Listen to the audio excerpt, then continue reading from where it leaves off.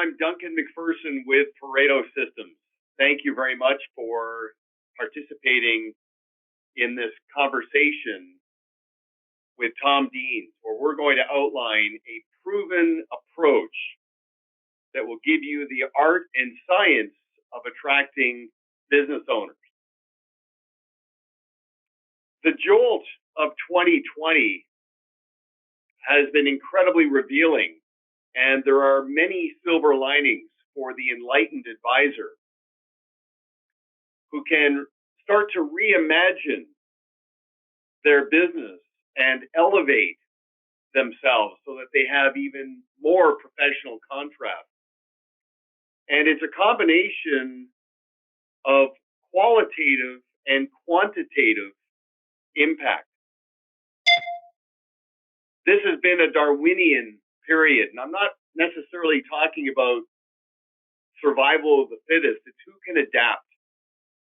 And again, the enlightened understand that they're not just managing money.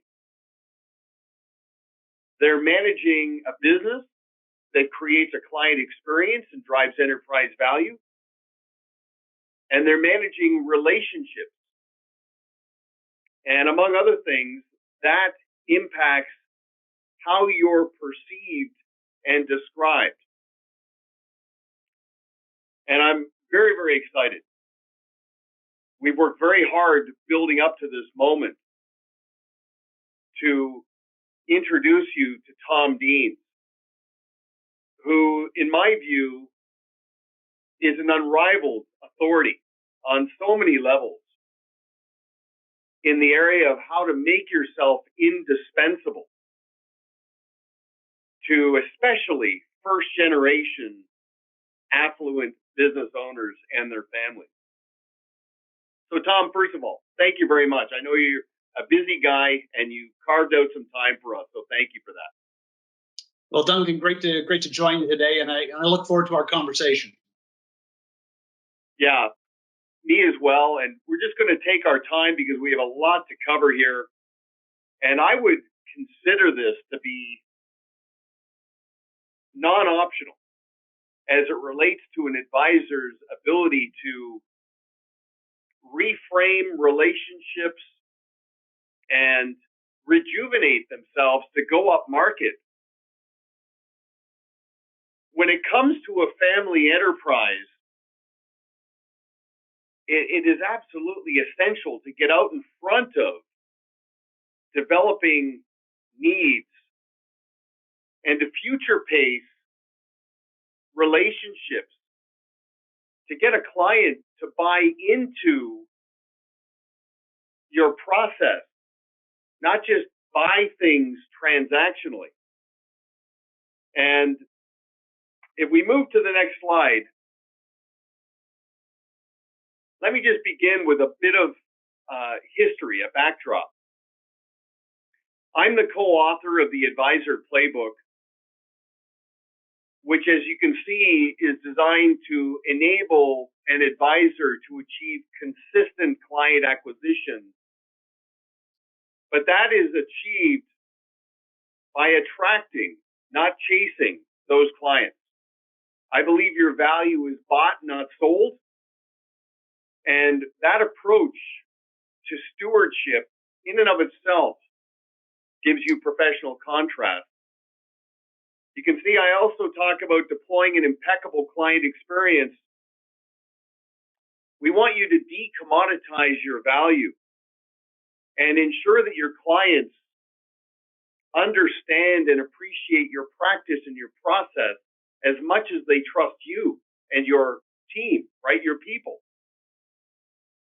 And then lastly, we want to make sure that the business serves your life, not the other way around. And in the last little while, talking to advisors who've come to the realization that they really have built something that's durable, where they're running the business. It's not running them. Now over to Tom. The more I get to know you and the more I get to understand your content and approach, this is the next frontier. This is where the puck is going for, again, the enlightened advisor. When you think about demographic shifts, when you think about, again, the jolt that we've all experienced in 2020, there's no better time to build this approach into your process as a financial professional and to start engaging a client's family into that process, to build a firewall around those relationships, to capture money in motion and engage second, third, fourth generation clients, and of course to create advocacy. So Tom, right off the bat, you're incredibly practical. I mean, I look at the book, the 12 common sense questions to protect your wealth. You don't talk about talking about things. You get into an actionable approach that advisors can translate into results. And I'm just curious right up front, what kind of results you've seen advisor achieve because of that? Well, Duncan, I've been at this for 12 years. So as you know a little bit about my history. You know that I was the CEO of a large family business, manufacturing company, and I just knew from my own peer groups, other CEOs of family businesses, that they were all struggling with the same things. And I was the great beneficiary of some inherited wisdom from my father, who inherited some wisdom from his grandfather and my great-grandfather. We've been at this business of creating businesses and transitioning businesses in our family for over 100 years. And over the course of that 100 years, we've been very fortunate to sell our businesses for more than 100 million. And that was not fluke. That was not a fluke. We had a process. And I shamelessly monetized that collective family wisdom in the form of that book, Every Family's Business, released 12 years ago, that has gone on to sell 1.3 million copies. So this is not theory. I've lived it, and I've used it. I have 2 kids, and I'm now asking them the same 12 questions that my father asked me and my grandfather asked my father. That's all we're doing, asking questions. And they are universal. And of course, every family can personalize and customize them for their own situation. But the thing I like right off the top, and I'm jumping ahead and I'll come back to our track here, but the ultimate legacy in a family is the handing down of wisdom, not just the economic legacy, but that thoughtful wisdom. That's a profound observation I made when I went through this book. Well, Duncan, I think you only have to reach into the history, certainly of some of the wealthier countries and the wealthier families that made those countries wealthy, and compare and contrast the fortunes of the Rockefellers and the Vanderbilts. I mean, there's lots of biographies that have been written on those 2 families. One, the Rockefellers invested heavily in process, in family meetings, and structure and governance. Like, they just didn't expect the next generation to fluke, these skills. They talked about it. They leaned on their advisors for guidance and structure, and there was it became habitual. And that's why there are Rockefellers to this day who are continuing to start new businesses with the same kind of hunger and lust to create and be creative. That is not an accident. Well, speaking of wisdom, let's move to the next slide, because for the longest time, I've been working with fee-for-service, knowledge-for-profit professionals. And I've been telling them, in the spirit of attract, not chase, if you want to attract more attractive clients, you have to make yourself more attractive than any other person vying for that business or that person's current provider. So I've been telling our clients for years, be a serious student. First of all, read the E-Myth, the Entrepreneurial Myth. and understand the distinctions of what it means to work on a business, not in the business. So to build something, not transacting and having a job, and understanding that every business is built to be sold, and being diversified, thinking in terms of always being liquid. And again, I'm jumping ahead, but in our conversations leading up to this, always liquid but never gifted. You talk about not gifting a business to the next generation. That's profound. Yeah, it's absolutely at the core of our collective family wisdom. So going right back to hotels, back in the 1920s, chemical manufacturing, plastics, now publishing. We have never gifted any of our businesses to our children. We ask them to risk their capital and purchase that family business at full market value. I thought everyone did this. And I quickly learned through my own peer groups, my own CEO to CEO groups, that in fact, quite the opposite. What was happening was the business founder was hanging on to those voting shares to the day that they died, and their children were running the business. And at some point in the relationship, that founder would simply retire and pull a salary from that business that the kids were running. And this would go on for 5 or 10 years, and then the business founder would die, and then the kids would inherit the business. And then we were left with that appalling statistic that only 30% of family businesses were actually surviving as a result of this. Like, these were terrible odds. And of that 30%, only 10% was making it to the third generation. So stated differently, I was learning, when you look at the data, if you're a founder today and you're going to gift your business to your kids, you have a 3% chance of your grandchildren owning and operating your business. You got better odds going to Las Vegas, and the drinks are free. Well, nice segue to the second book I've been telling my clients to just understand and completely internalize is The Millionaire Next Door, which is one of the best studies of first-generation affluence in America and, of course, Canada.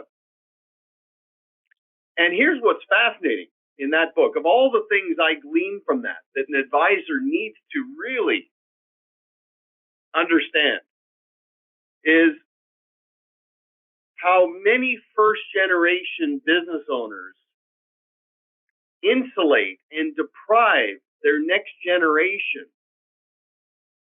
from the experiential adversity and work ethic and grit that made the first generation who they were.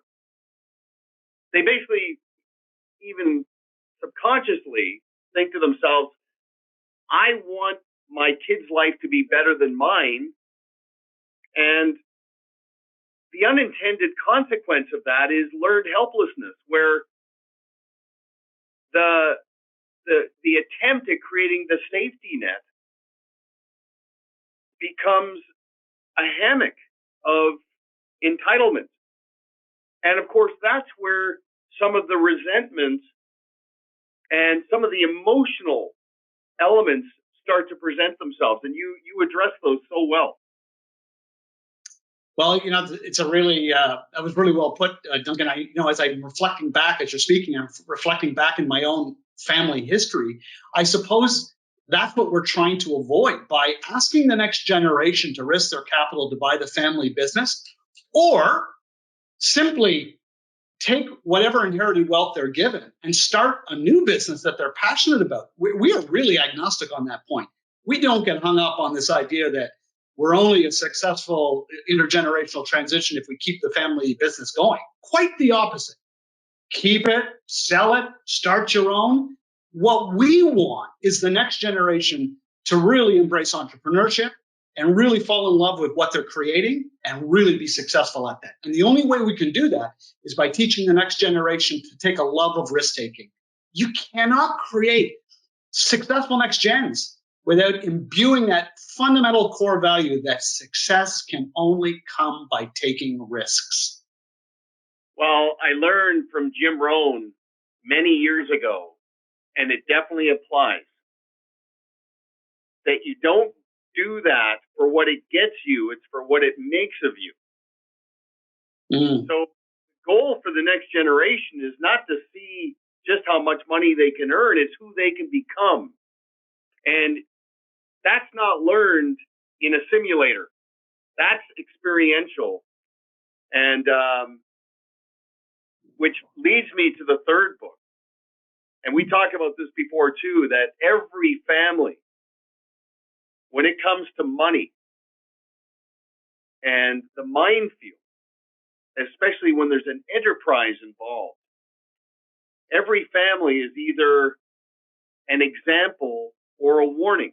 An example of how to get it right, or a warning in terms of what not to do. And beer money, so you remember, right, Old Milwaukee and Schlitz beer? It's such a great story, and you can see it says a memoir of privilege and loss. Legacy, I mean, there's some heartbreaking stories out there. And again, it was unintended. But here's what I've learned with my wife and kids. Privilege is being born on third base.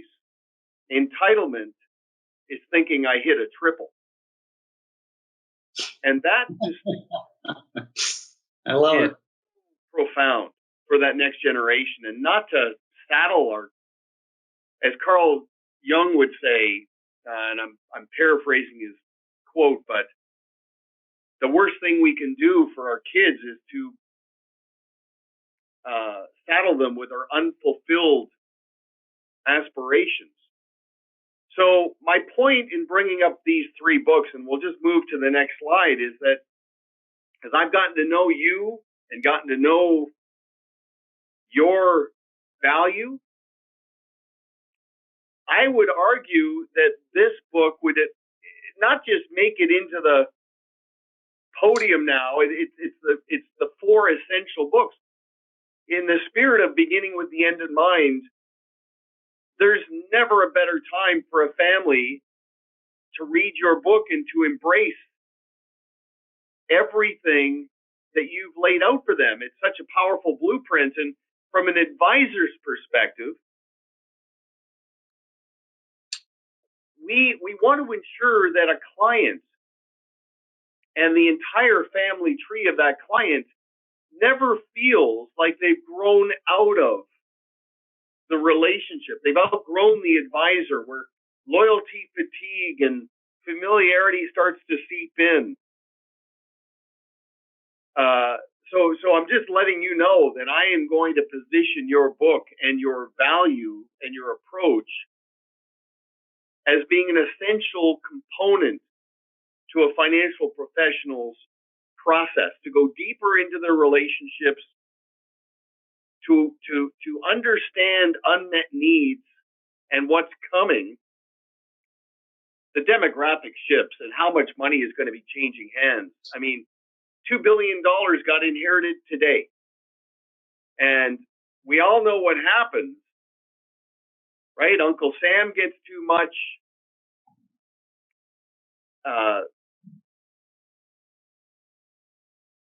The family is not sure what to do, what actions to take. And then, of course, then the shopping spree kicks in and the legacy vaporizes.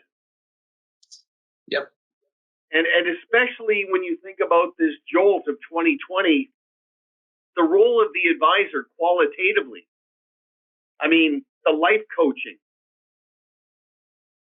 being the therapist, the psychoanalyst, the marriage counselor. I mean, they're hats. There's many roles. And what's beautiful about your approach is it's actionable, and the credibility, because it comes from the real world, is, again, unrivaled. So I just want to let you know where we're coming from there. Well, I appreciate that, Duncan. And, both my books they're written in the Socratic method. Socrates debated by asking questions. I don't know if you've ever been in a heated debate with someone, who uses the Socratic method, it's really irritating because they always win. Advisors don't have to have the answers when it comes to helping a business owner articulate their succession plan.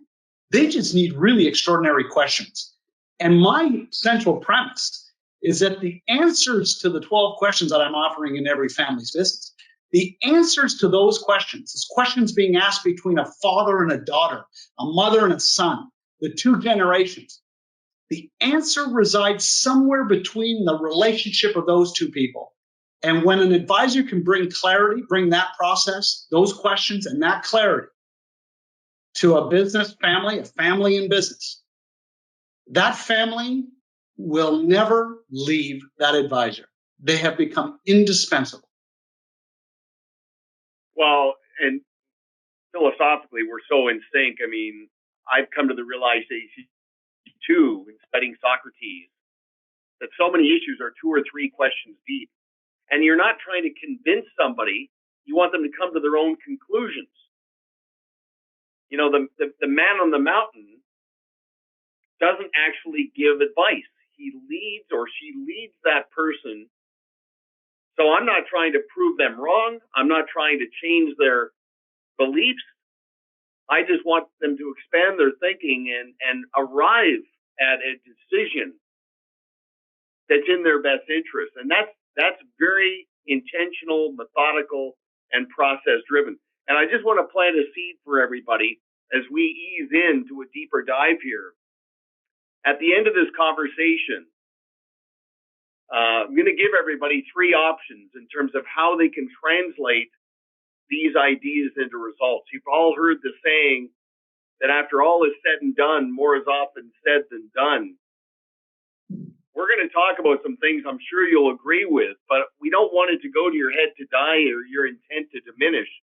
So there's 3 things that you can do. There's a DIY approach that we will lay out for you. And then there's a virtual actionable process.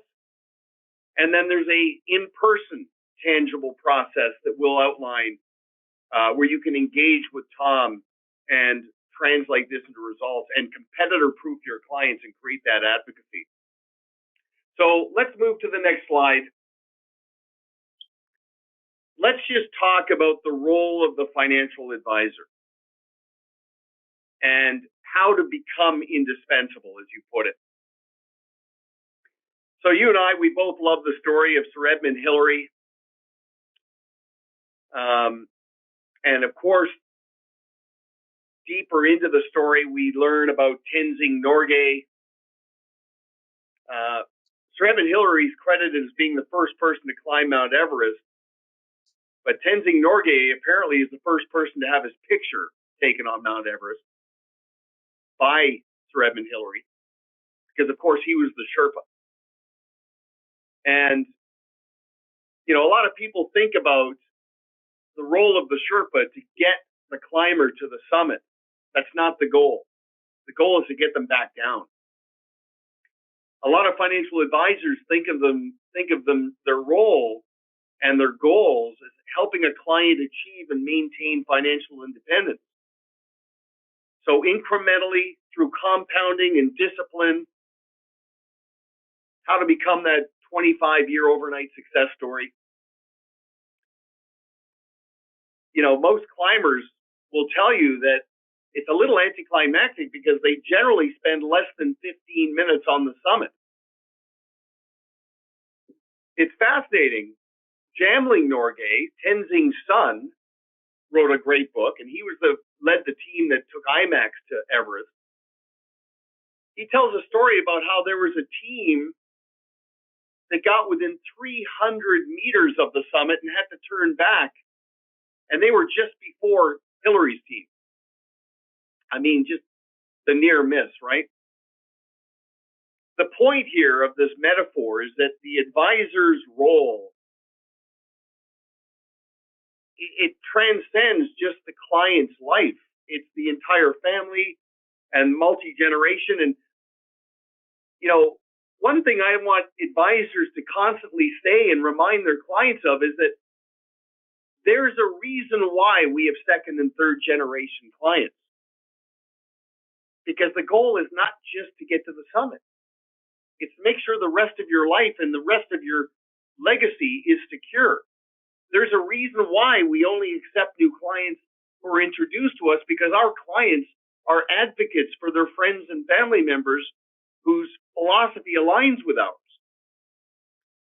So, Tom, let's dig into this. The first meaningful question I want to ask is, because I don't want to just be on the surface here, I really want to go deep. One could argue that business succession planning represents the single most significant business opportunity for advisors. Like, is that more prevalent now? And like, what has changed? And why is this issue amplifying and defining the distinction between a winner and a loser in the wealth management space? Well, Duncan, it's a great question. Let me just paint a picture for you. There is somewhere between, the number is so large that no one really knows for sure, but there's somewhere between 10 and $20 trillion sitting in the retained earnings of small and medium-sized businesses being led by an aging business owner. And what's so fundamentally different now than 20 years ago is they had smaller families. They didn't have 6 kids. They had 2 kids. And those kids went off and they got educations, and they're now dentists. They're not running an auto dealership. They don't want to be it. Guess what? They actually listened to their parents and followed their own dreams. Fast forward, you've got a business owner, smaller families, disinterested kids, with the majority of their wealth wrapped up in one illiquid stock. Their money is in their operating business. They're into their 60s and 70s. The hippies, right? The hippies are turning 70. And half of them don't have a will. If they don't have a will, 125 million North Americans do not have a will. If they don't have a legal will, they don't have a business succession plan. Half of all business owners do not have a succession plan. They do not have a will. I'm talking about a disaster that is looming, coming out of this serious challenge that we're in the middle of right now. I think will be the greatest opportunity for advisors, because business owners are now hypersensitive to the fact that they have done something very silly. They've got into their 60s and 70s and 80s, and yes, even into their 90s, with no plan to monetize and transition their largest asset. They're stuck. And if they're waiting, right, for their kids to start this conversation, they're going to be waiting a long time. They need help. They need help. They need a catalyst to kickstart that conversation and bring clarity to how they're going to transition either the business or the wealth that's in the business. But it isn't going to do it on its own. And that's where advisors need to step in. They need to step in and make themselves absolutely indispensable to the business owner. Unbelievable insights there. And I mean, I think of the will as being a puzzle piece, but in fact, the overarching deliverable of the advisor are the puzzle pieces. The will is like, you can't build a puzzle without the picture. The will is like the blueprint. And you're saying 50% of family businesses, that's astounding. And of course, it is shocking, Duncan. So when a business owner dies intestate, and are you ready for this? Thousands of business owners today and tomorrow will die without a will. And so the state of Missouri, the province of British Columbia, they have a formula for chopping up that beautiful family business along with the barbecue and the cottage. And there you go.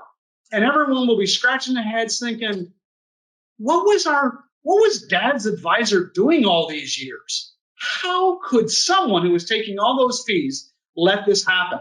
Little heads up, Duncan. They're not going to blame the lawyer. They're going to blame the financial advisor, because the business feels like a money issue, not a legal issue. Yeah, that's. I've just got to absorb that, because it is quite shocking. And I know we're going to get into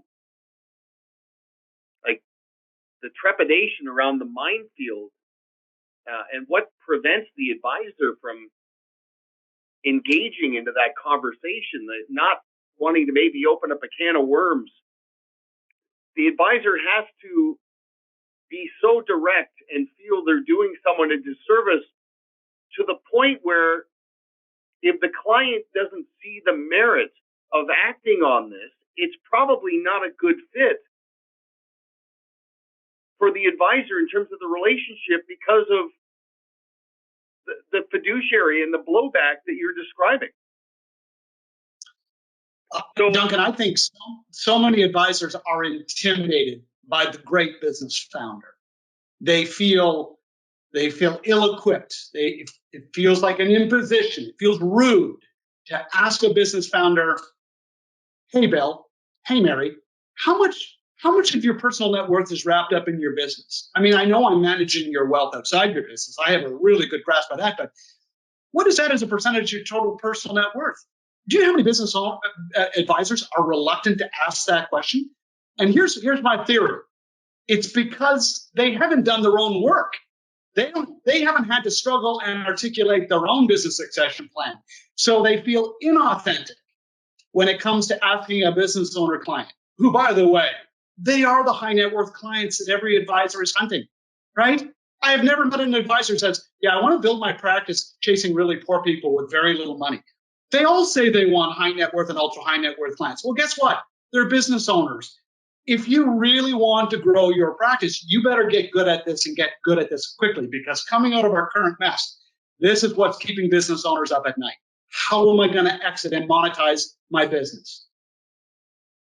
Well, you're stealing a bit of my thunder on the second question, but we might as well get into this and just let it free flow. To your point of being deliberate, the advisor needs to deploy the Socratic method and not wing it, but have very deliberate sequential questions from a diagnostic mindset and be bold to have that conversation with that very strong personality, because that strong personality will respect the leadership and respect the process-driven approach. It's not just me caring and having good intentions. When the advisor says, an important part of our process is not just to manage your wealth, but to deploy a panoramic and all-encompassing process that applies to every asset you have. So let's engage in that. Yeah, really, really well put, Duncan. I'm always reminded of that alarming statistic from Fortune magazine. Ready for this? Of the 100 largest firms in America in the year 1900, do you know, Duncan, that only 16 were still in business in the year 2000?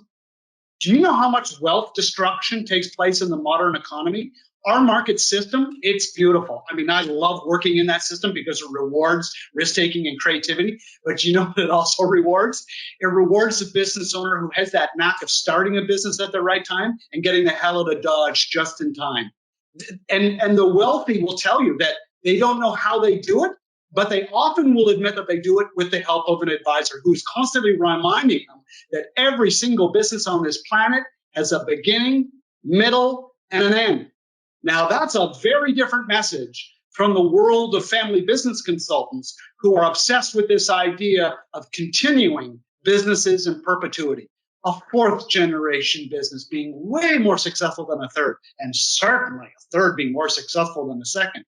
Listen, you know my own family story.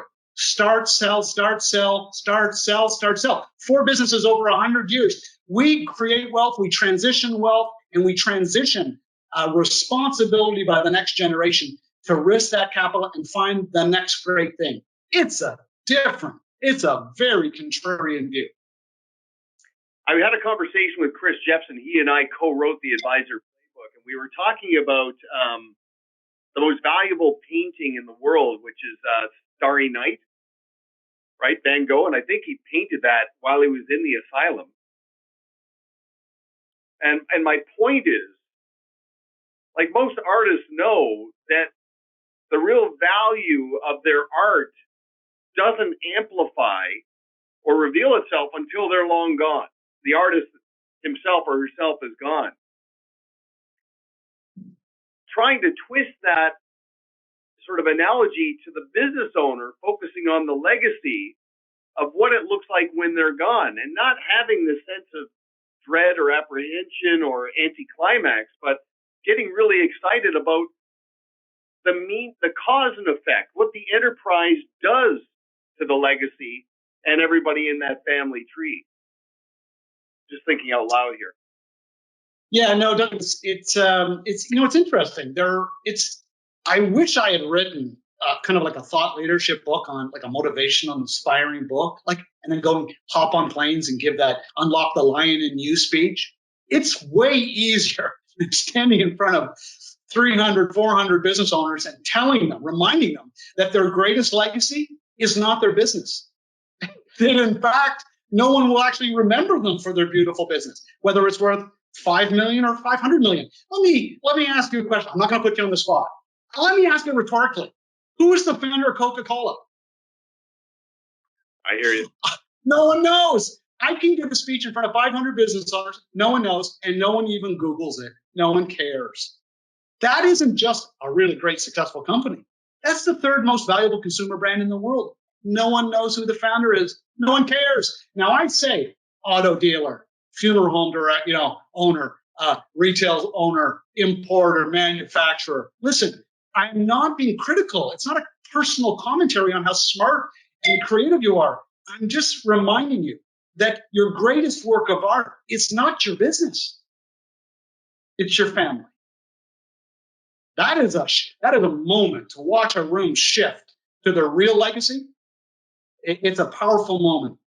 But your point about the rah-rah, that is so temporary. It's got the lasting value of a Red Bull, right? The rah-rah events that we've all been to. You've spoken at countless conferences. You've spoken before or after the motivational speakers, and the change that creates is so temporary and so because of the law of diminishing intent. Your form of motivation is thought-provoking, but it's also actionable, which, by the way, leads me to a question. And you're touching on it now because I can feel it building. Because your message has been described by many as not only contrarian, but controversial. And so I want you to expand on that. Well, I would accept that as no higher praise. I think the temptation when you're writing a book is to write a book that doesn't offend anyone, because you want your readership to be as wide as possible, right? And the reality is, we all know people start into those books and it feels like a love in, and then people toss it. They're like, I think I've read a version of this book 10 times. It is really hard. And I had some really great coaching myself in the early days from some really successful authors. And they said, look, narrow your market, speak your truth, share your wisdom. As hard fought and hard earned as it is, narrow your market and speak your truth. And I'll tell you, I'm writing this book thinking no one is going to read this book. This is offering such a counter-culture idea that, in fact, I have even been called the Dr. Kevorkian of family businesses. It's very hurtful. But I've got to tell you, I've had so much feedback from business owners who go, I disagree with what you're saying, but I have no idea why. And I have got so much soul searching and work to do. I think I was going to leave my business to my kids because they thought they would love it as much as I do, but I never thought to ask them. And then they're thanking me. I'm signing their book, and off they go. And I, right? I don't offer consulting services. I'm going wide, not deep. I'm positioning the advisor with these questions to go deep. I need emissaries. I need disciples to change the world, because if we don't, we're going to continue to destroy family businesses, family business wealth, and the family relationships themselves. Well, we're going to get into that whole train the trainer mindset and how an advisor can embed your approach into their overarching process. But, it's interesting. My wife, she says, I'm always right eventually. And I think as that applies to you, when you when somebody walks away and they're saying, I don't agree with you, but it was interesting, that's like a torch. It's like a handle to walk away with. They're going to be thinking about that for a long time, and they'll come to their own conclusions because you've got their attention. And you think about the warnings that you're trying to avoid and turn them into examples. Like, I was talking to a neighbor who was telling me about a family that it was a very basic blue collar business, just like in the Millionaire Next Door. And they hit it out of the park. Eventually, it took time, but the collateral damage and the resentment that exists within that family,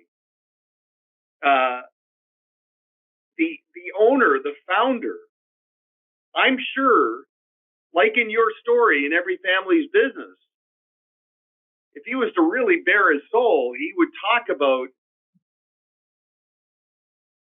if I could do it again, I probably would have done it a little differently, because the enterprise was unbelievably successful. The family is unbelievably dysfunctional. And maybe that's because of neglect. Maybe it's because of entitlement and learned helplessness and all those unintended consequences. But the fulfillment factor, because you shared with me some of the stories and the impact, even from just reading the book, let alone going deep. The fulfillment for you must be immense. You know, it is, because some of my harshest critics, who would be maybe someone who's built a practice being a facilitator for family meetings, they have come back many years later after hearing me speak and said, oh my goodness, you've got it right. The family's the legacy. It's not the business. Businesses come and go. Businesses are balance sheets. They're income statements. They come and they go. They're an instrument of wealth creation. They're not the family. They're not your friend. A business is not your pet. It's a serious undertaking. They get bigger or they get smaller. They don't go sideways. And it's a really organic view that I'm sharing with advisors, right? It's this idea that a business, when it's incorporated, is born, it grows up, and everything that is born and grows up will eventually, say it, Duncan, they die. And there is nothing wrong with saying that. In fact, for a business owner to say that one day his business won't be here, one day he won't be here, that is the moment where all progress begins. That's when that business owner detaches emotionally from that asset and begins to make wise decisions. Well, and your point, I mean, a successful business is a massive accomplishment, but it has to be viewed as a means to an end. And the advisor has to understand the process to help the client understand what that end looks like, so that they're not just defined by business success. It's part of their composite of success, which leads me to this next question. And we touched on this, but I love the congruency and the credibility of your approach, because you've lived this. I mean, you mentioned being the CEO of a large family business, like a massive win, $100 million liquidity event. But it wasn't just the quantitative. There were qualitative things that revealed. So is that again why you wrote Every Family's Business, to make sure the client, the reader, the advisor understands the balance between the quantitative and the qualitative? I think it is. I can make that point by sharing a very, very short story, Duncan. We were the largest employer in our town when we sold on February 8th, 2007, which was just weeks before the capital markets tanked and the crisis began, the Great Recession began. We dodged that bullet. We're not that smart. We were really, really lucky. And I really wrote Every Family's Business from the place of gratitude. But I was coming out of our local bank, our sale made the front page of our local newspaper, and I was stopped by an acquaintance, and the very first question that I was asked was, "Are you going to be okay?" And I'm thinking, we have just sold to a strategic. It's an all-cash deal. It's for an incredible multiple EBITDA, 10 multiple EBITDA, no earn-out. Like, it was a phenomenal deal for the buyer and for us. It was win-win. And it took us years to actually put that deal together. And I'm thinking, but there it is. There's that question. Anyone who sells a family business, right, is a loser. Something must have been wrong. The buyer is the victor, the seller the vanquished.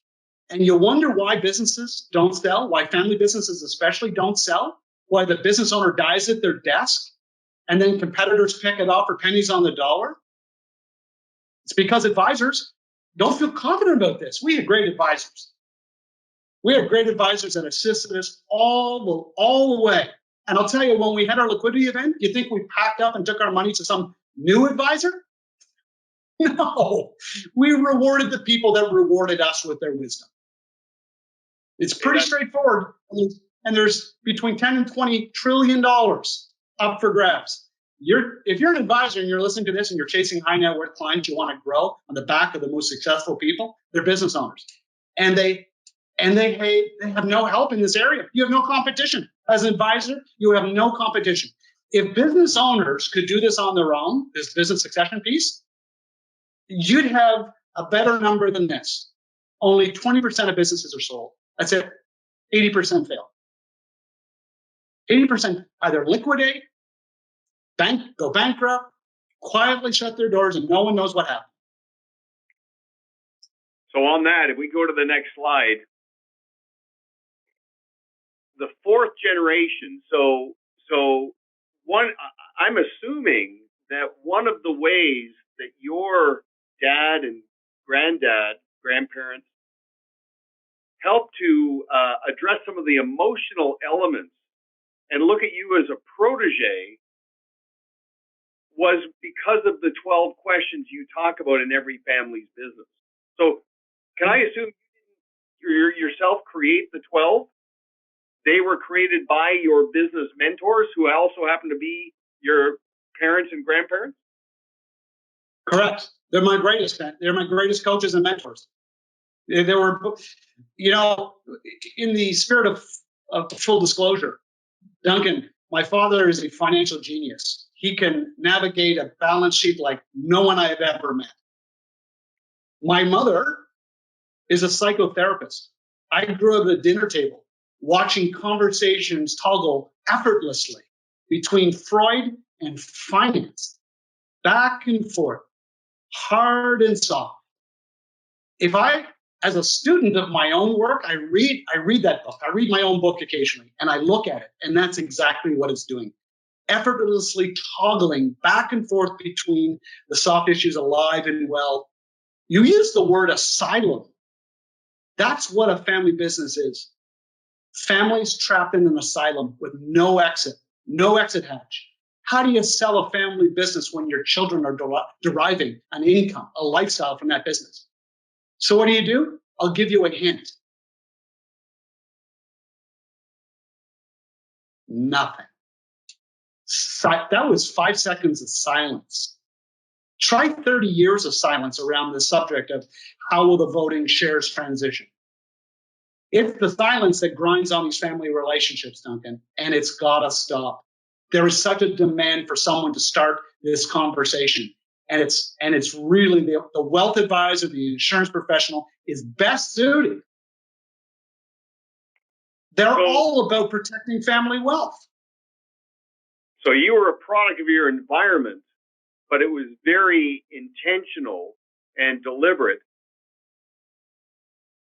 So you talk about the art and science of the financial advisor.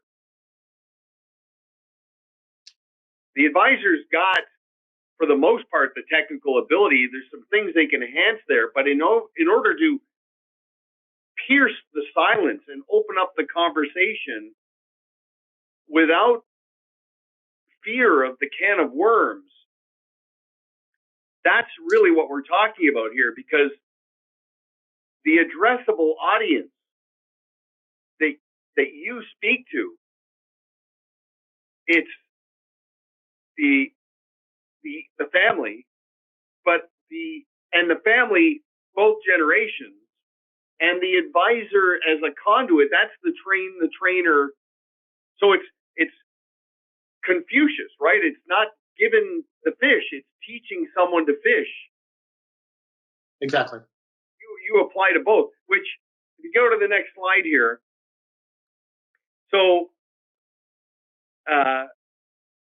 you're a busy guy, and you're a full-time professional speaker. You do obviously webinars like this, but you also spend a lot of time traveling the world. This is why you don't offer one-to-one consulting. You want to hand the torch to the advisor. So you want to demystify it for the advisor, give them the confidence to open up the conversation, and then give them the actionable components to deploy it. And the trickle down is the families win, the advisor wins, and your legacy is secured. There's nothing I can add, Duncan. That is absolutely what I'm doing.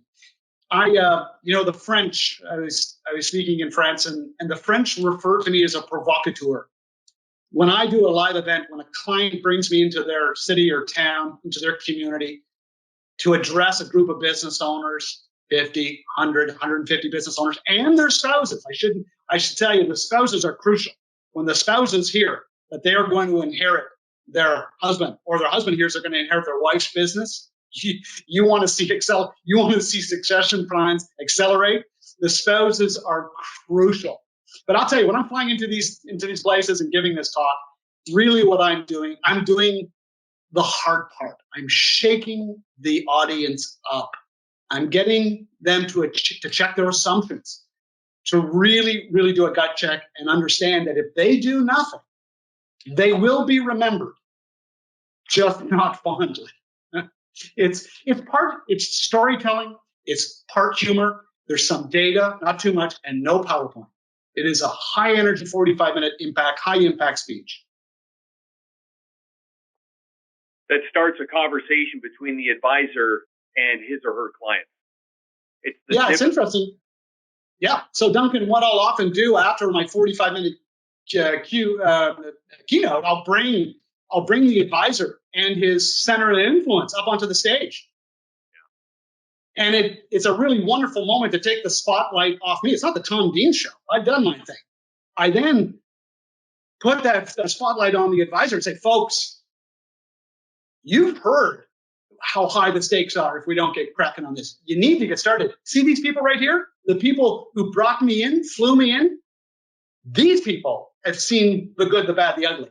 They want you to have a smooth succession plan. They want you to monetize your wealth that you've worked 10, 20, 30, 50 years to create, that's sitting in that business. They're good at it, they're smart, and they want to help. And my call to action is, if you're not working with these people, they're the best in town, you need to. And that's how the evening or the luncheon or the breakfast ends. It's great. So let's go to the next slide. So at a minimum,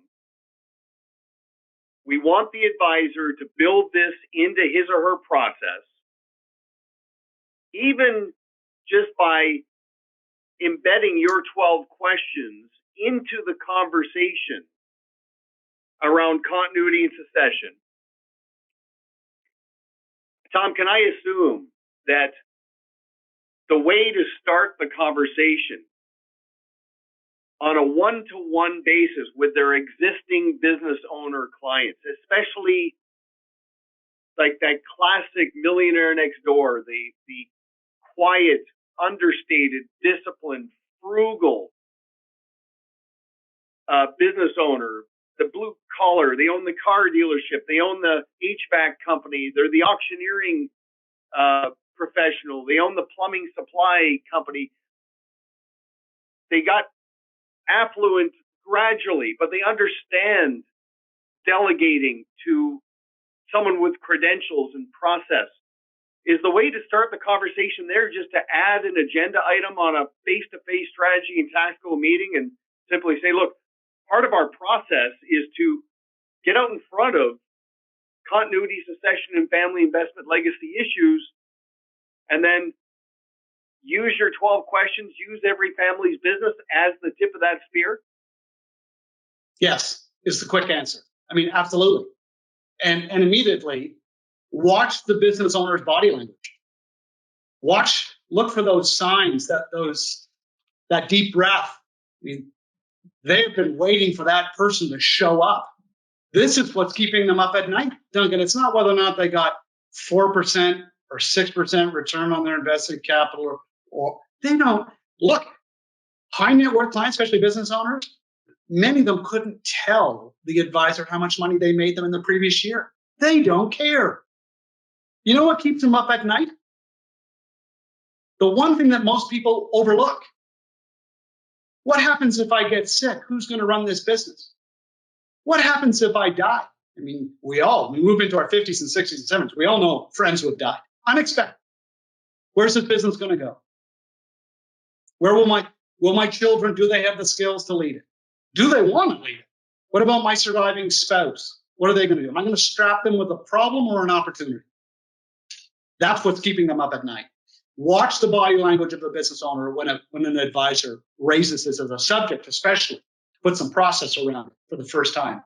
Sense of relief. And you talk about building a fence around your most valuable client. This is where you're going to do it. Okay, so let's go deeper into an advisor not only adding it to the repertoire, but building it into the process. So we all know that advisors generally, and it's not even conscious, but they generally do just enough advising not to lose the client. And some of that is reactive. Some of it is siloed and transactional. But how intimidating is it for an advisor to engage a business owner in advance of transition? I mean, and it's a two-way street. It's not just the advisor's trepidation around the can of worms, but I'm assuming that I'm a business owner. Maybe we have a false sense of or appreciation for our mortality. Maybe this is easy to do, but it's just easier not to because I'm so busy. I mean, is that where the conversation starts? Is just connecting, being aware of the fact that I'm putting it off, and the advisor doesn't necessarily have the confidence or the process. If we can just address that and just see what it reveals and let the business owner opt in. Yeah, so I'm going to share something with you, Duncan, that may seem a little odd. We tend to view estate planning and business succession planning as, and this is a lot of business owners think the same way. If I spend a couple of hours over here with my advisor talking about my will and really putting some detail around my business succession plan, that's like an hour of my life that I'll never get back. It's boring. It's awful. It's sad. It's morose. It's dark. How can you make money over there? I come along and I say, business owner, that's where you make the money. Yeah. That's where you make the money. When you know how you're going to exit, when you begin notionally with the end in mind, and you know exactly what your last day looks like. Hey, Duncan, I got a last day in my office, this office. One day I'm going to walk out of here. It's going to be my last day selling books. It's going to be my last day giving live events. You too, and everyone else watching this is going to have one last day. What's that day look like? Have we tripped over that by accident?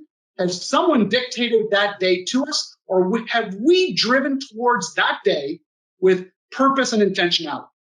What I'm talking about in my book for a business owner is to understand that when we drive to that exit, that day, we are actually going to build more valuable businesses today because we know what buyers are going to ascribe value for.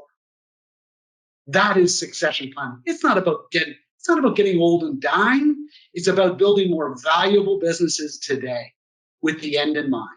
That is a powerful, now you're talking money. Now you're talking the language of a business owner, and you've got his full or her full attention. Well, and I know you've got a pretty good command of our approach. I just see this marrying in beautifully, because when an advisor wants to reframe a relationship, we've got our trailer with our Venn diagram of what matters and what the advisor can control. But what I see is the advisor then, in the reframe, to open up and introduce this, to then go to the 7 pillars, 1 process. So to get out of the pattern of saying, I offer advice and I do planning and I'm a wealth manager and I sell insurance. No. Wealth management is part of my process. Risk management is part of our process. Tax, estate, continuity, succession, family investment legacy, philanthropy, all of it part of the process. Positioning the process instead of pitching individual decisions, I see this plugging and playing right into that. And that sort of being the, not Trojan horse, but just the way of getting away from worrying about rocking the boat. Like, I'm doing my client a disservice by not engaging them in this conversation. But I don't want. Have it. So there you have it. That is it in a nutshell, right there. Okay. And I'm not pitching this as an opportunistic, wallet share, find the money, none of that. No. This is just part of our process, and we want to get out in front of this. And then you touched on something. Also, engaging all of their other service providers into the process, because the advisor has to be positioned as the family CFO, right? The complete family office. So they're not saying, hey, look, we'll refer you out. No. We're going to engage your CPA. We're going to engage your attorney and all of your other service providers into the process, so you always have the complete picture. And then what we're going to do is go deeper into family meetings. And I'm going to have direct conversations with your heirs to understand what we've deployed and what role they play, so that they've got clarity. Let's just completely demystify this.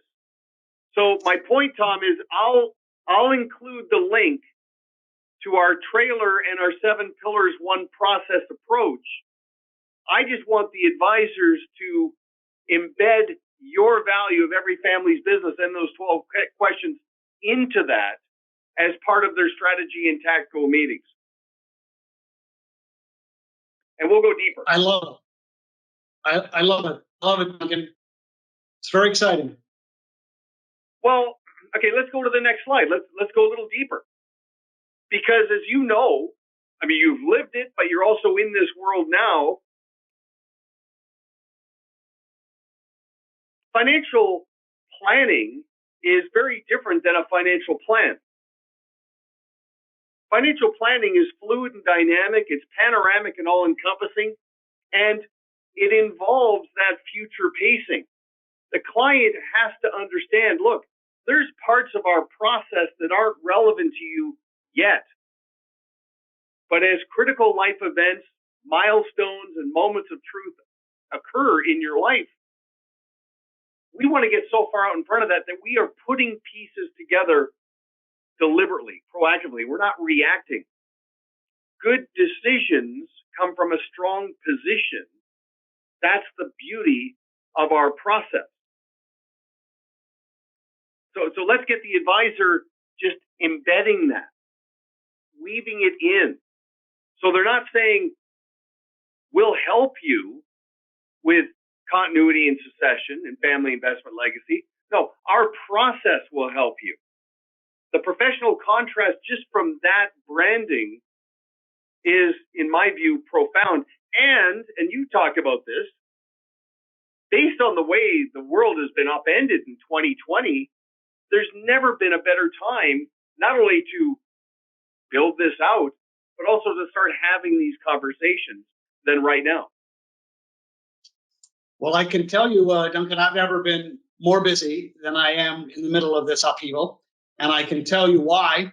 It's because people are afraid that what they've been working on for 30 years is feeling very tenuous. And I can tell you that coming out of this, there's going to be a lot of business owners are going to want to go hit it heavy hard and move forward quickly. And if they want to move quicker than the experience or the resources of their advisor, that advisor's in a precarious spot. So your point about the advisors keeping pace with current events and how this is going to really provoke business owners to really drive their own succession plans with their advisor in tow, or they'll find a new advisor. They just will. And the advisor won't even know why. But I'll tell you, business owners are going to behave like they've never behaved before. They are terrified. It's an awful place to be. Well, let's go to the next slide there. And I mean, it's by design. It's not by chance. And, you know, we've spent a lot of time in the first few months of 2020 working with advisors to manage through this window, but we also want them to focus on what it looks like when they emerge from this and how they can rejuvenate and reinvent and reimagine their value and reintroduce themselves to their clients. And just on the point of advocacy, business owners, you know, you talk about the law of environment, they tend to hang out with, live near, work with, and refer people pretty much like themselves. Yep. Advocate feels they're doing someone important to them a disservice by not introducing them. If we'll give advisors an elevated approach, their clients will become advocates and go out. The advisor doesn't need to convince anybody. Their existing business owner clients will do all the convincing, and their persuasive impact is better anyway. Absolutely, Duncan. And I can tell you one big takeaway from our current challenges is one thing has become very clear. Business owners who have been very successful financially, but also are seeing the benefits of having a close family, you know, during the middle of this crisis. I mean, it's family. Really, what we're talking about with this detailed process is an advisor getting access to the greatest wealth transition in the history of the planet. That $2 billion you refer to today, that is money that is moving like never before. And when a family can start to see how an advisor can start creating intergenerational solutions, helping business owners understand that hoarding tens of millions of dollars to the very end of their life and then dying and floodgates opening, and then kids who are in their 50s and 60s going, what am I going to do with 20 million? I'll tell you what would have been really great. 1 million 20 years ago would have had a material impact on our family.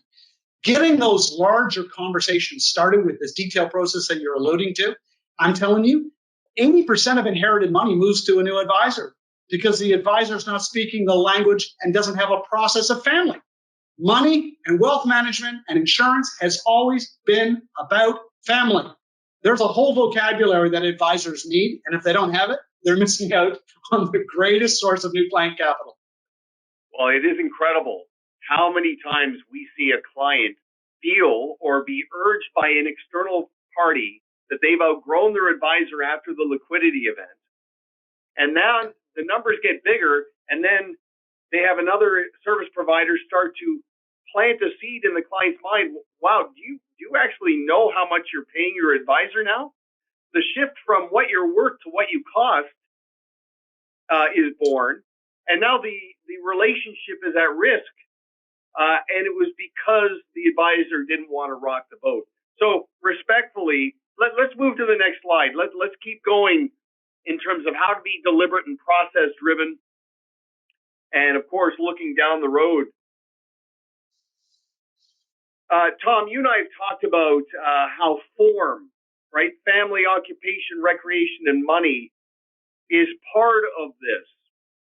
Helping a client understand money being a means to an end and helping them understand self-actualization, where the success of the business can be fuel for the client to understand their purpose, their reason for being. It's not just defined by their business. In your story of the two guys on the plane, I think that's what drew, and I can't remember his name now, the older guy, to the younger guy, Right. because he could compare and contrast his experience to the younger guy. And it was a different energy. It wasn't just a win financially. There was no collateral damage, and there was a sense of real fulfillment that came from that. So form can be part of the process. And I want to ask you this question because I don't know if this was intentional on your part, but it strikes me that you've been trying to reverse a cultural force and fundamentally redefine what legacy is. And you touched on this, like telling a business owner that their legacy is not just defined by the success of the business and the outcome of the business, but there's something more to what's enduring around the legacy. I'm assuming that was delivered because of your own experience, but also what you've seen in terms of outcomes from people who've gone through your approach. Absolutely, and some of the most rewarding days in the last 12 years, having wrote the book and sold over 1 million copies, is getting those emails, getting those phone calls from strangers who have said, I read the book, I worked with our advisor, we went through the 12 questions, and we had a timely exit, and I made some money from that transaction. My father made enough money, he can retire, and my mother can retire, and they're having a great life and traveling. And finally, peace has visited our family. For the first time in 20 years, we can break bread and celebrate the very best of family because we don't have this thing called the business wedging in between our relationships and creating this chaos and tension and sibling rivalry and no one being able to make sense of it. I mean, we're wealthy now, and not just financially. We're wealthy because we have the trust and respect, the mutual trust and respect of all of our family members. We are on course to live a great life. And all that because of a book and an advisor who had the courage to go towards the chaos, Duncan, right? It's the advisors that smell intuitively, and they smell a problem in the business owner. They feel the darkness, and they don't retreat. They rush towards it, and they try to embrace it and work with it and resource it in a way that provides some hope. Do you know how terrified it is to be a business owner who's worried about their health with all their wealth in that business and no plan, and no one willing to broach the subject? I mean, these are the great advisors are not taking on a billboard and explaining how they do this because this is their competitive advantage. I'm blowing the whistle on these. There's advisors that are doing it, and they're mopping the floor with their competitors. Well, and this lines up with the mindset and the hardwiring, the DNA of a business owner who, by virtue of just necessity, takes absolute responsibility for their outcomes. If you think about bad outcomes, there's misfortune, right? There's lightning strikes, things completely out of our control. But then there's misconduct and errors in judgment. The beauty of most business owners is they don't feel that they're victims of external. They're victims of themselves and their errors in judgment. The advisor can, as part of the future pacing and the process-driven approach, just speak to that responsibility, speak to that mental ownership of outcomes by having a deliberate approach. Duncan, it's a beautiful thing to watch an advisor, as I said earlier, articulate their own succession plan and then channel the tension, the things that they did well, and tell that story and then speak at the same level. It doesn't matter if their practice is bigger or smaller than the business owner they're talking to. They're a business owner. And when they speak the same kind of language and evoke the same kind of empathy by sharing not just the easy parts of succession planning, but the warts and the bumps and the struggles, that's what makes an authentic advisor, right? That's the advisor I want. I don't want some guy with a flashy suit and a great car who presents that everything is just unicorns and rainbows and life has been easy for them. I want that advisor that has struggled with their succession plan, but persevered and popped out the other end and is willing to share their hard-earned wisdom. That's really what every family's business is trying to do. Make advisors relatable. There's immense credibility when the advisor can really connect on a level of relationship management. And what I mean by that is, so they're managing money, they're managing a practice, they're managing people. I'll tell you a story, and the reason why I put this book up. I know an advisor who was talking to a client, substantial business owner client, and he asked the client, he says, "What are you doing on the weekend?" And the client said, he started chuckling and said, "Well, we're going to my son's graduation." And somewhere in the conversation, the word "finally" came up, meaning what should have taken 4 years took 6 and a bit, right? Stops and starts, trips to Europe. I got to find myself. And the client was kind of chuckling about this. And it was just, they moved on the conversation. The advisor was telling me about this later, and he was laughing. And I said, "Well, I guess that's kind of funny, but it says a lot that your client would bare his soul to you and be so open about something that's probably, a little bit of discomfort." But anyway, I said, this is a defining moment in your relationship with this family. So I said to the advisor, send a copy of The Richest Man in Babylon to the kid with a card congratulating him on the achievement. And sure enough, a week or so later, the dad called back and said, "Okay, that was one of the most impactful things, impressive things I've ever seen. My kid, first of all, it was like Christmas morning. He couldn't believe that you would do that. And he read the book in one sitting. And now you should hear him. Pay yourself first. All of the fundamental tenets." The dad said to the advisor, "If I would have given him the book, he wouldn't have read it. Right. It came from you. Yeah. He's a new man."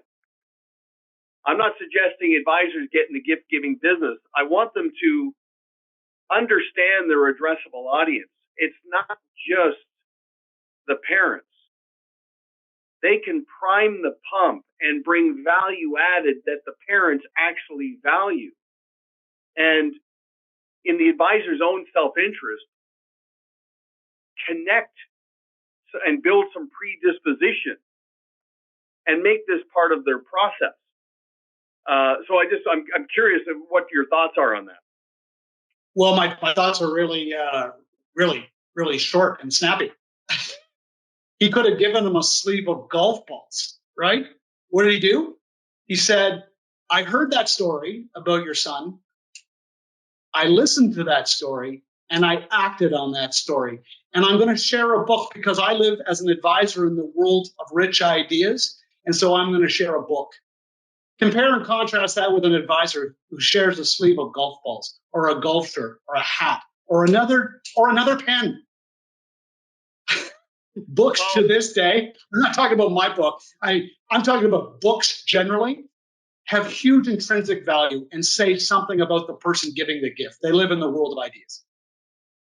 And it's reverse engineering in effect where this is all going, and ensuring that there is no defection, no erosion in the family relationship when that money does go into motion and these events occur. You know, I'm a big fan of Confucius, and when the student is ready, the teacher will appear. The teacher should appear early and get out in front of that, you know, digging the well before you're thirsty, not reacting to events, but knowing that that's where it's going. So I want to ask you another quick question here as we get into a couple of other nuggets. So let's move to the next slide here. So, Tom, first of all, in every family's business, the 12 common sense questions you offer, it feels sequential.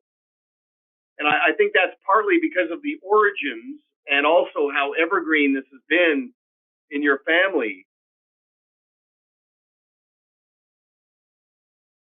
Tell me how advisors, like what kind of reaction they get from their clients when they use that approach themselves to go deeper in the conversation.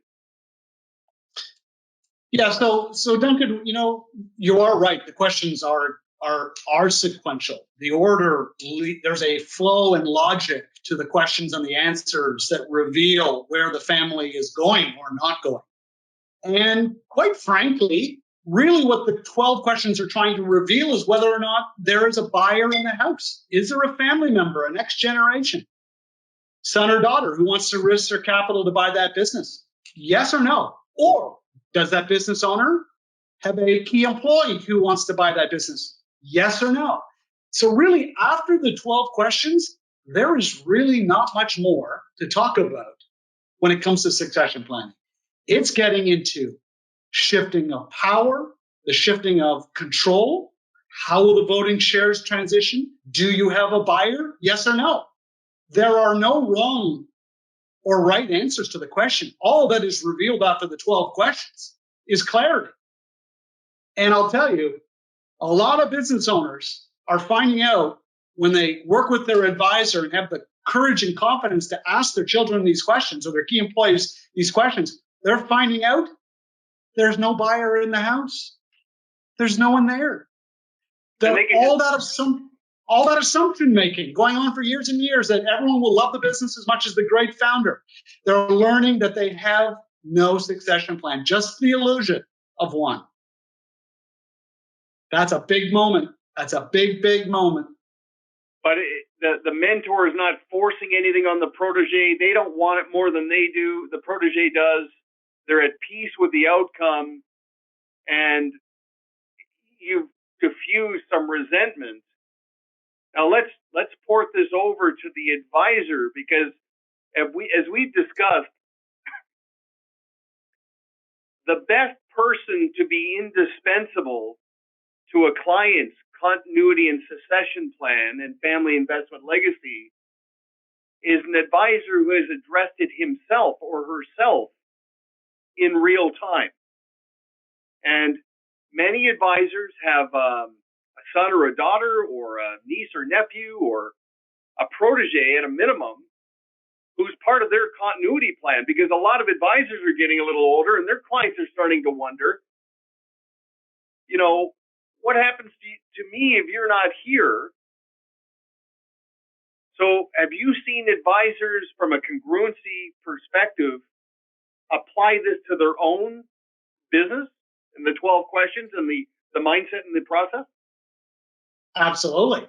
I've spoken at conventions, purely advisors, a couple of hundred advisors with their sons and daughters who were in business with them. Like, it was a really interesting event. I'll never forget it.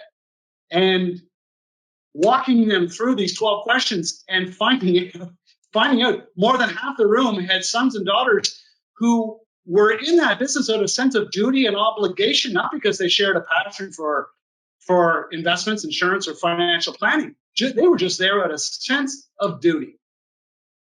We often invite children into these businesses thinking that that's all they can do.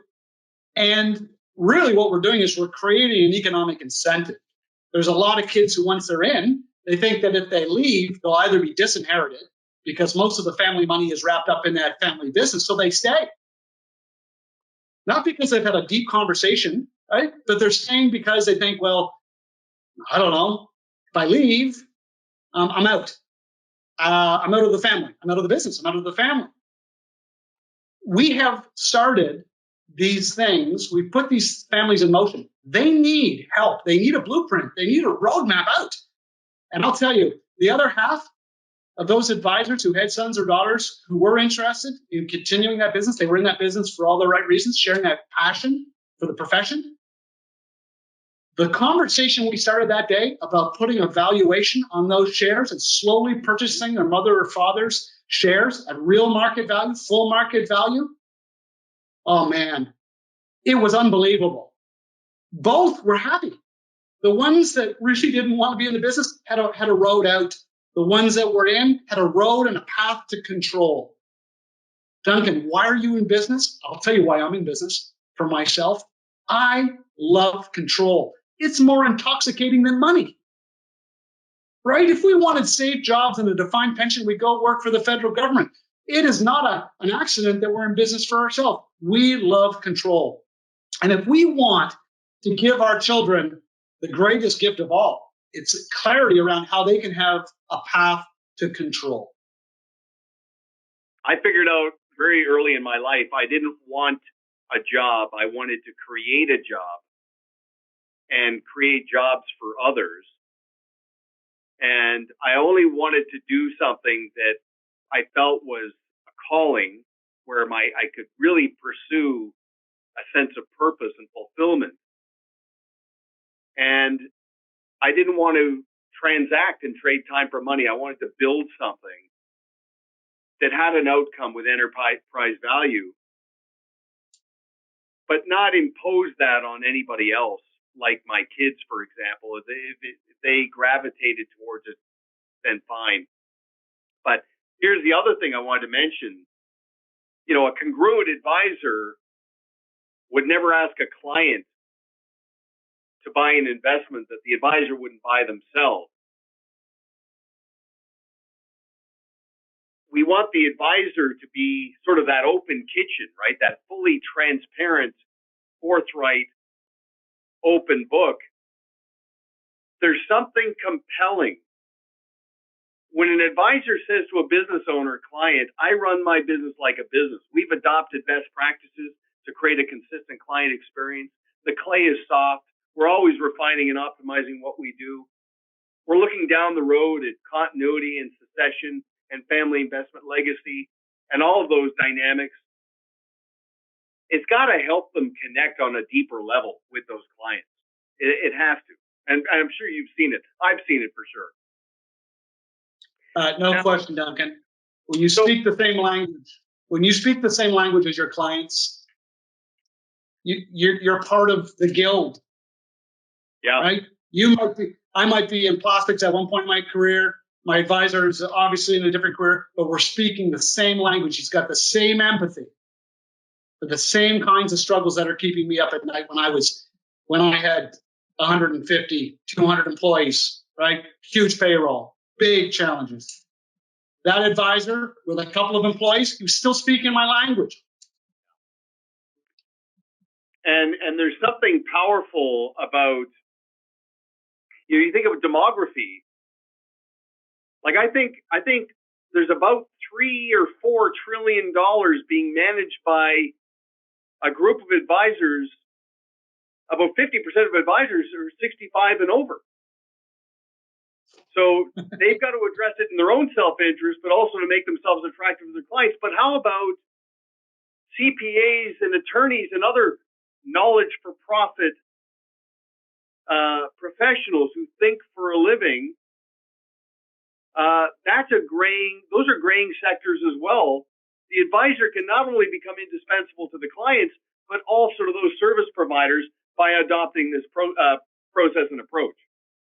Absolutely. I can tell you that what these 12 questions are going to reveal is, if you're a business owner, you're ready for this? Get your pen out.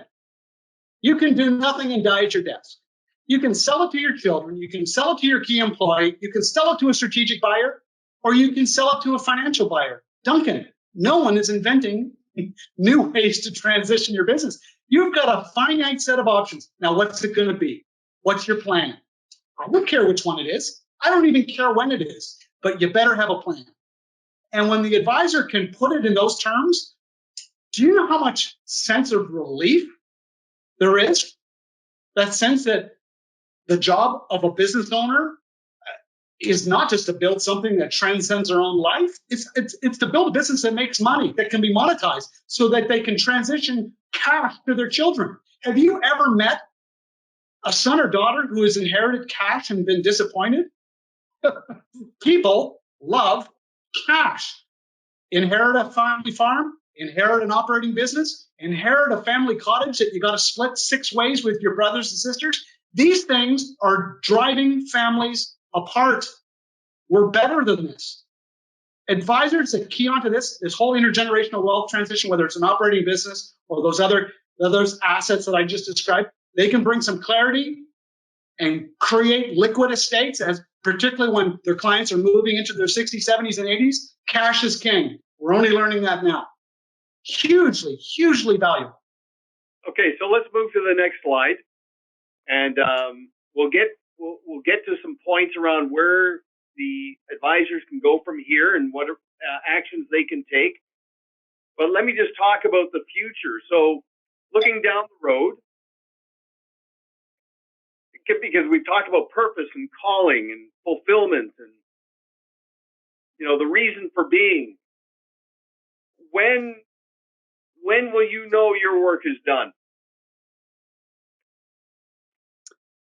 I think if I'm true to my message, Duncan, my work I don't view it as work done, but I think work that will be continued by others. And really what I'm trying to do with my methodology is to create the space. It's not the Tom Bean's Legacy project.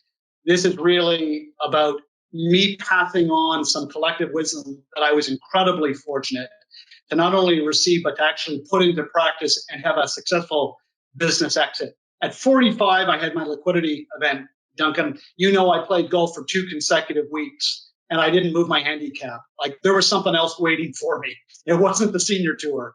And I committed myself to just sharing that wisdom, those questions, and this book. And I'll tell you, in the middle of this upheaval, I've had 21 live events canceled. And I can't tell you financially what that's cost me, but I'll tell you what is really the burden that I'm carrying. And that's not being in front of audiences, signing books, and having one-on-one conversations with advisors, business owners who are really struggling with this subject. I miss my audiences desperately.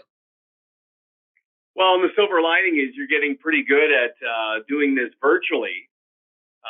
I can only see you from about the belt up. I'm assuming you have pants on.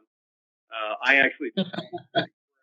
So, no, but because, if nothing else, I want advisors to understand their reason for being and how they can really add an energy to their relationships and their sense of fulfillment by demystifying this. Everybody's had an opportunity to sort of take stock and look inwards and emerge from and find these silver linings. And I know you're doing that yourself. So let's talk about actions advisors can take. Let's move to the next slide. You can do it yourself. If you read Every Family's Business, you take out Tom's 12 questions, you introduce your overarching process with the 7 pillars, 1 process, and put a specific emphasis on continuity, succession, and family investment legacy, and just take some of the emotion out of it, manage the emotion through predictable outcomes that process will create. You're going to elevate your relevance to your clients and feel the calling even more than you do now. That's at a minimum. Do it yourself. Your second option is to engage Tom virtually. And it's a bumper to bumper turnkey process. You can invite your clients to a webinar presentation that Tom will host. You can engage all of the CPAs and attorneys and other service providers that you naturally collaborate with and invite them to bring their clients to attend this webinar. And I mean, as I say, it's just add water. There's three drivers to this. There's the ramp up where you invite people and set expectations. Then there's the execution, and Tom has got this down. And then there's a follow-up where you can send everybody a copy of Tom's book, Every Family's Business, digitally. You can archive the webinar and use that as an intellectual property, so you can send it to clients and say, did you miss it? Or do you know of a family member who you think would benefit from being exposed to Tom's message? It's turnkey. Just add water, stir in lime, good things are going to happen. That's a $5,000 investment. And the vein of gold within your existing business, the amount of advocacy and referability throughout the family trees of your clients, and the deepening of your relationships with your strategic partners, the ROI will be like you've never seen. And then, of course, if you want to consider down the road in-person, Tom, the same bumper-to-bumper process, ramping it up, inviting your clients and strategic partners' clients and prospective clients to an actual event where Tom will present and really create predisposition and prime the pump for all of these people to start to understand the unmet needs that they have.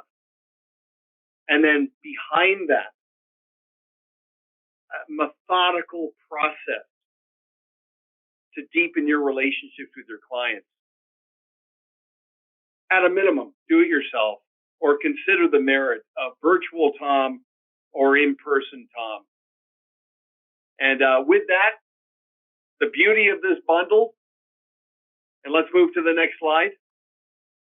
It's 2:00. You don't need to reinvent the wheel, because part of the deliverable, as part of our collaboration with Tom, is that we're going to provide an actionable learning management system dashboard for your clients to use to bring all of this to life. And we'll explain what that looks like. And the Pareto Systems app, where we'll be sharing concepts like this with you on a regular basis, specifically as it relates to being attractive to business owners. So if you want to learn more,